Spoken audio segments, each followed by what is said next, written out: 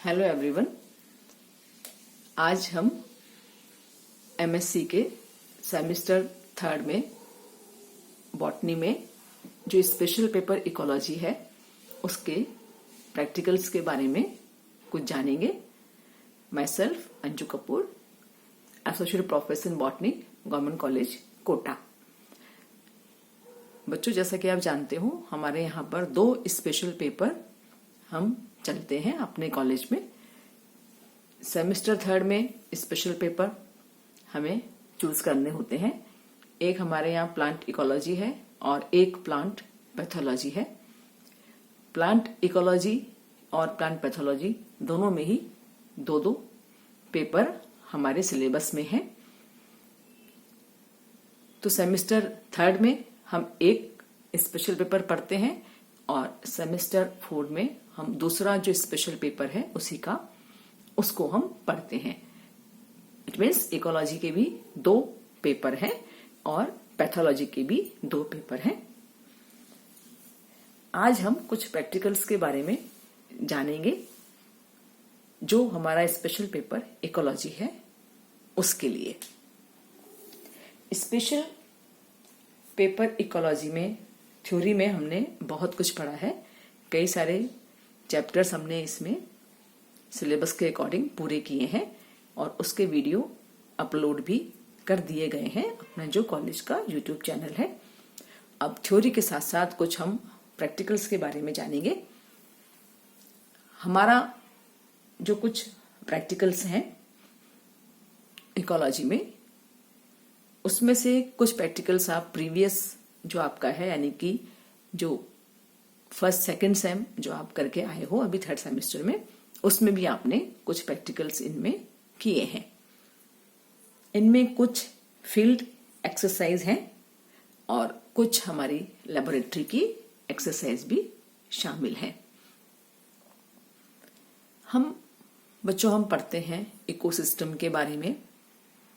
जो environmental biology वाला हमारा पेपर है उसमें हम इकोसिस्टम के बारे में पढ़ते हैं। कम्युनिटी है, ऑर्टिकोलॉजी है, सिन इकोलॉजी है। शुरू से अगर हम बात करें तो हमारा जो एनवायरमेंटल बायोलॉजी वाला पेपर है ये हमारा सेम थर्ड का पेपर है और इसी का जो सेकंड पार्ट है, जो दूसरा पेपर है, वो है एरिड जोन इकोलॉजी, जो हमारे सेमेस्टर 4 में आएगा। उसमें आप इसके बारे में पढ़ेंगे। तो जो एनवायरमेंटल बायोलॉजी वाला पेपर है जो आपके सेमेस्टर थर्ड में है, जिसके कई सारे, जैसे अभी मैंने आपको बताया, थ्योरी से रिलेटेड जो आपके सिलेबस में है उसके कई सारे चैप्टर्स हम लोग अपलोड कर चुके हैं। मेरे भी कई वीडियोस हैं और साथ में सुलेखा मैडम जो आपको इस पेपर को साथ में शेयर कर रही हैं, उन्होंने भी कई वीडियोस इसके अपलोड किए हैं जो आपके एनवायरमेंटल बायोलॉजी के सिलेबस से, थ्योरी से रिलेटेड है। थ्योरी में हमने आपको कम्युनिटी, इकोसिस्टम, इन सब के बारे में बता दिया है, डिस्कस कर लिया है हम लोगों ने। उसमें जब हम कम्युनिटी स्ट्रक्चर के बारे में जब हम आते हैं तो कम्युनिटी के कुछ कैरेक्टर्स हैं, जो characters used in community structure. कई कम्युनिटी स्ट्रक्चर के लिए कैरेक्टर्स हैं जिनको कि हम काम में लेते हैं, जिससे हमें उस पूरी कम्युनिटी के स्ट्रक्चर और के बारे में, हमें फंक्शन के बारे में जानकारी मिलती है। इसमें एक आता है एनालिटिकल कैरेक्टर्स और दूसरा आता है सिंथेटिक कैरेक्टर्स। एनालिटिकल कैरेक्टर्स क्या होते हैं? These are generally expressed in terms of 5-point scale और मेनली जो इसमें आते हैं analytical characters and synthetic characters, these are actually computed from analytical characters. Analytical characters and synthetic characters. Analytical characters में हम फिर दो प्रकार में, इनको दो टाइप्स में हम बांट सकते हैं, qualitative characters and quantitative characters. Qualitative characters जिसमें कि हम क्वालिटी से रिलेटेड जो है, जिनमें की क्वांटिटी नहीं आती है, उससे रिलेटेड कैरेक्टर्स के बारे में हम जानते हैं, पढ़ते हैं, जिसमें कि आता है फिनोलॉजी है जो उसमें मेन है, फिनोलॉजी, वाइटल है, सोशियोलॉजी है। इस तरह के जो कैरेक्टर्स हैं जिनको कि हम क्वांटिटेटिव तरीके से डिफाइन नहीं कर सकते हैं, वो आते हैं क्वालिटेटिव में। और क्वांटिटेटिव में जिसे हम डिफाइन कर सकते हैं, this include such characters as frequency, density, evidence, cover and basal area. तो आज हम इसमें जो बात करेंगे उसमें हम थोड़ा सा ये डिस्कस करें कि जो क्वांटिटेटिव कैरेक्टर्स हैं हमारे, वो क्वांटिटेटिव कैरेक्टर्स हमारे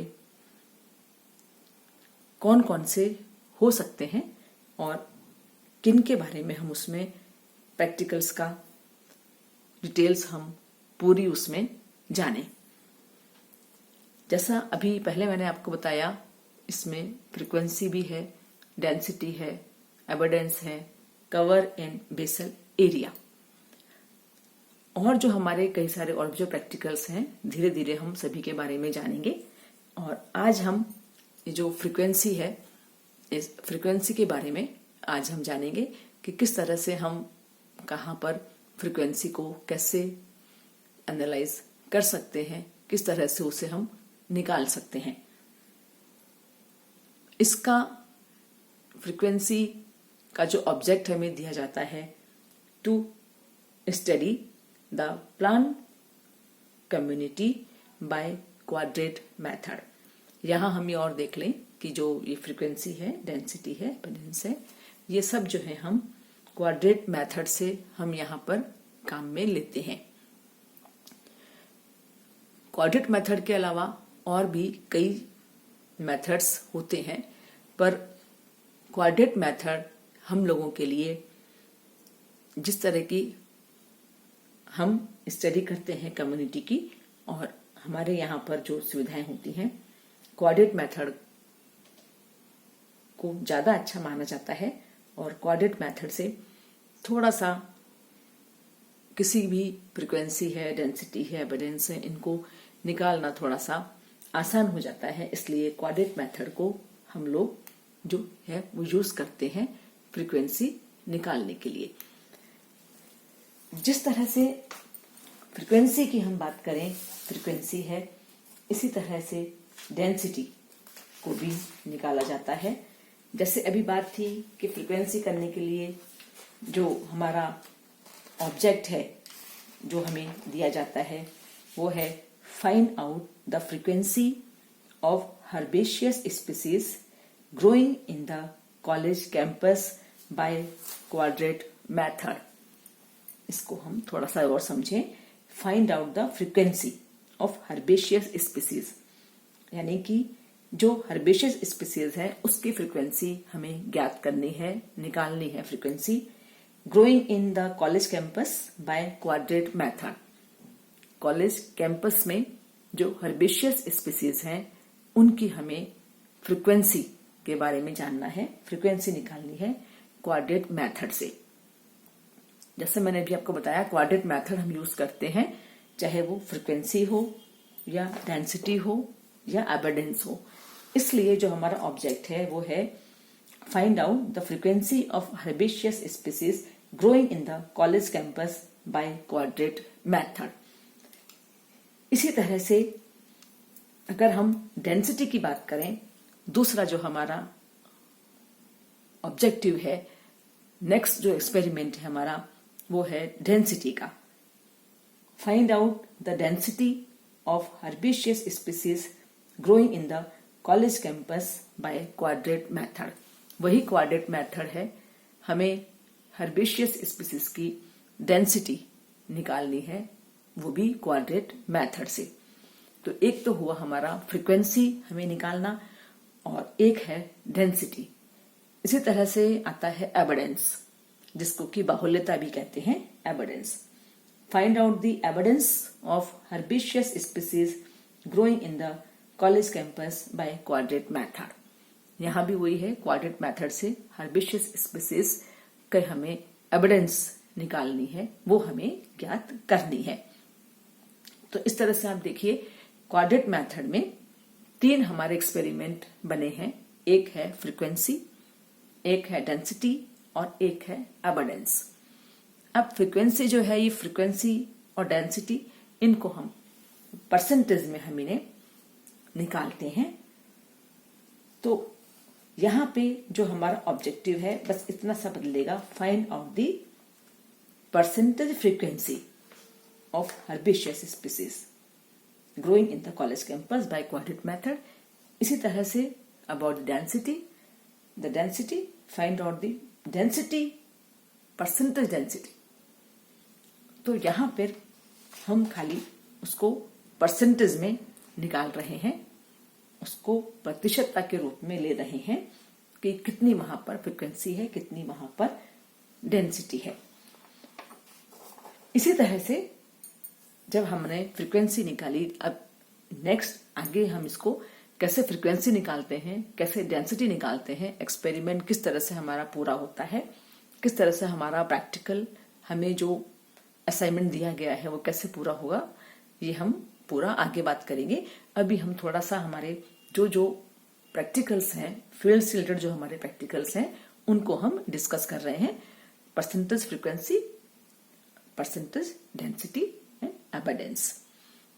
जब हमने फ्रीक्वेंसी निकाली तो फिर आता है रिलेटिव फ्रीक्वेंसी। तो दूसरा हमारा जो प्रैक्टिकल होगा, find out the relative frequency of herbaceous species growing in the college campus by quadrat method. पूरा ऑब्जेक्टिव हमारा वो ही है, बस हमारा यहाँ पर फ्रीक्वेंसी की जगह हमने उसको रिलेटिव फ्रीक्वेंसी नाम दिया है। और एक हमारा ये अलग एक्सपेरिमेंट हुआ, जब हम फ्रीक्वेंसी निकाल लेते हैं तो जो फ्रीक्वेंसी के डाटा हमारे पास है, उसी ऑब्जर्वेशन टेबल से हमारा रिलेटिव फ्रीक्वेंसी भी निकल आती है। इसी तरह से डेंसिटी हमारे जब होगा, हम डेंसिटी करेंगे क्वाड्रेट मेथड से। अभी आपको बताया percentage density of herbaceous species by quadrat method. वही जो डेंसिटी की जो ऑब्जर्वेशन टेबल हमारी है, उससे हम रिलेटिव डेंसिटी को भी निकालते हैं। Find out the relative density of herbaceous species growing in the college campus. इस तरह से और भी हमारे इसमें प्रैक्टिकल है, IVI है, बायोमास प्रोडक्शन है, वाटर होल्डिंग कैपेसिटी है, मॉइस्चर कंटेंट है। ये जो है, ये हमारे लेबोरेटरी में जो हम करते हैं, frequency, density, evidence, relative frequency, relative density, ये हमारे फील्ड एक्सरसाइज हैं। और इसी तरह से जब हमने अभी ये जो लेक्चर शुरू किया था, उसमें आपको बताया था कि ये जो है क्वांटिटेटिव जो करेक्टर्स हैं, जिसमें कि कवर एंड बेसल एरिया आता है। तो जो बेसल एरिया वाली जो एक्सरसाइज है, वो भी हम हमारे प्रैक्टिकल्स में इंक्लूड करते हैं, उसे हम करते हैं। बेसल एरिया की जो एक्सरसाइज है, वो एक मेजर एक्सरसाइज में आती है। और बेसल एरिया के लिए हमें कुछ बड़े ट्रीज हमारे कैंपस के, इसको भी हम हमारे कैंपस में ही करते हैं। इसको कैंपस में हम लोग इसलिए करते हैं कि हमारे कैंपस की भी कुछ हमारी स्टडी हो जाती है और हमें कन्वीनियंट भी रहता है। बेसल एरिया के लिए भी फॉर्मूलेज हैं, उन ऑब्जर्वेशंस को हम लेकर इसको भी हम आगे डिस्कस करेंगे। और ट्रीज का बेसल एरिया निकाला जाता है। ये एक मेजर एक्सरसाइज में आता है हमारे, जो हमारे एग्जाम के लिए भी एक इम्पॉर्टेंट एक्सरसाइज है। फ्रीक्वेंसी हो या डेंसिटी है, इन सभी के लिए फॉर्मूले बने हुए हैं। फ्रीक्वेंसी, जैसा कि अभी आप इसमें देख रहे हैं, व्हाइट बोर्ड पे आपको दिखाया जा रहा है, इसमें फ्रीक्वेंसी का फॉर्मूला भी लिखा हुआ है और साथ में ऑब्जर्वेशन टेबल भी। आज हमने हमारे जो फील्ड से रिलेटेड एक्सरसाइज हैं उनको हमने डिस्कस किया है, और नेक्स्ट जो हमारा वीडियो है जो मैं उसको अपलोड करूंगी वो फ्रीक्वेंसी के बारे में होगा कि फ्रीक्वेंसी हम किस तरह से निकालते हैं, किस तरह से उसकी ऑब्जर्वेशन टेबल बनाई जाती है और किस तरह से उसके रिजल्ट डेवलप होते हैं। एक एक एक्सरसाइज करके हम इनको हमारे वीडियोस में डिस्कस करेंगे। Thank you.